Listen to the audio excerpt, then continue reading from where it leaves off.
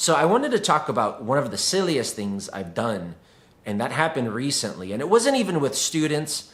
It was amongst colleagues, professional colleagues, both local Taiwanese teachers and other foreign English teachers spread throughout the vast area of Taoyuan City, which is one of the larger cities in Taiwan.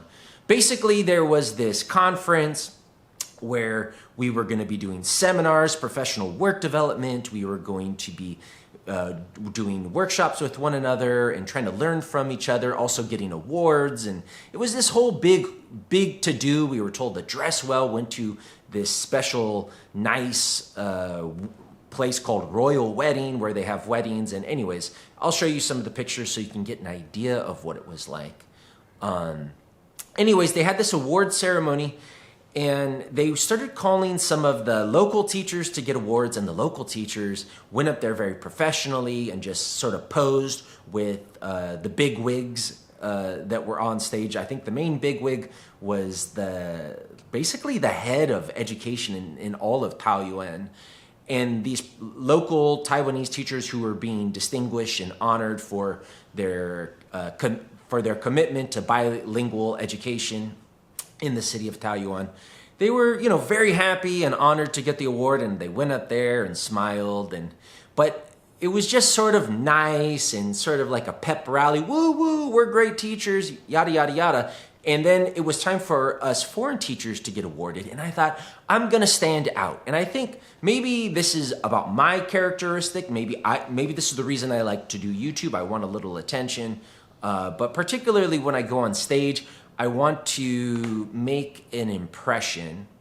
And I thought, well, I'll just go up and give a little thumbs up, I'll do something interesting to kind of split up this just sort of boring, monotonous way of getting awards.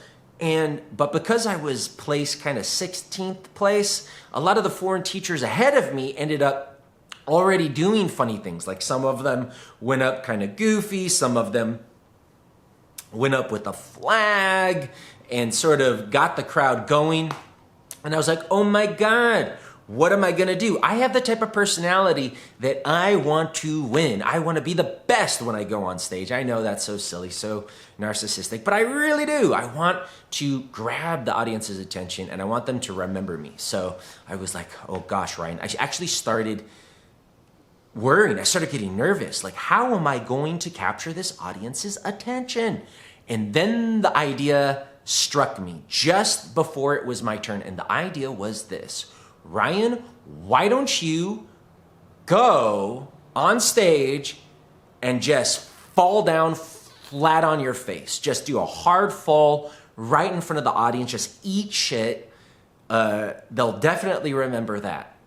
And then, when you have an idea like that, you have another side of your personality that's like, what? Are you kidding me? What if it looks fake? What if you hurt yourself?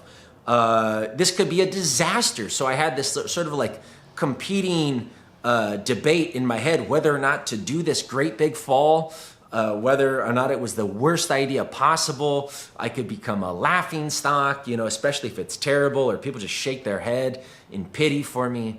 And I just, sort of leave the stage disgraced and embarrassed. And so my internal energy was like getting high.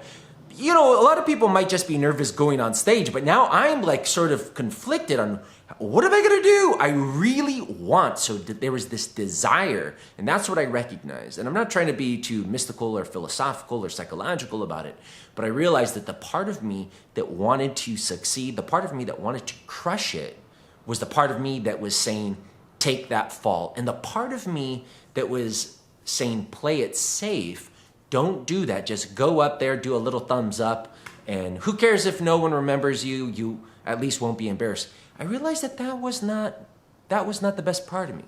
The best part of me was saying, believe in myself and to take that fall.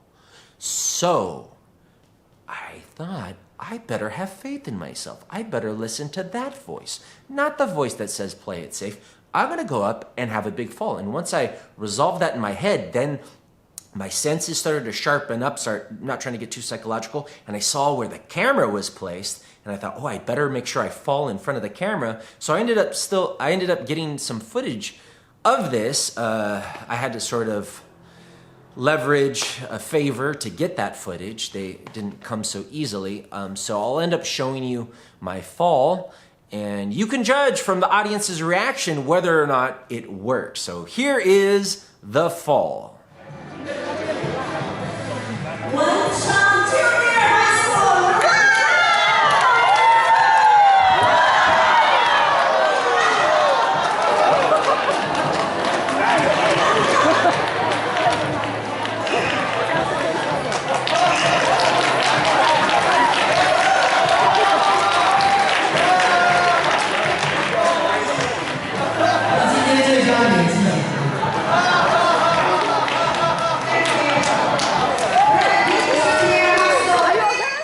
And I think you will agree with me that the audience loved it. In fact, they loved it so much that was all, at least some of the other foreign teachers were kind of jealous. The teachers who got a little bit more attention, they're like, you're a turkey, you're a ham, you're a, they congratulating me, but kind of like, but the local teachers couldn't stop talking about it. And in fact, I was told by some of my coworkers that they had actually formed a gambling pool on whether or not they were gambling. I assume that means money, maybe not. Maybe it was a friendly wager of whether or not I did it on purpose or accident.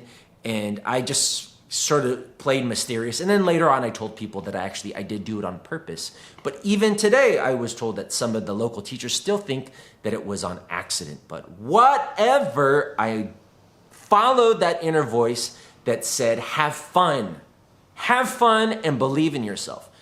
And in my opinion, that is the voice that I just want to listen to all the time.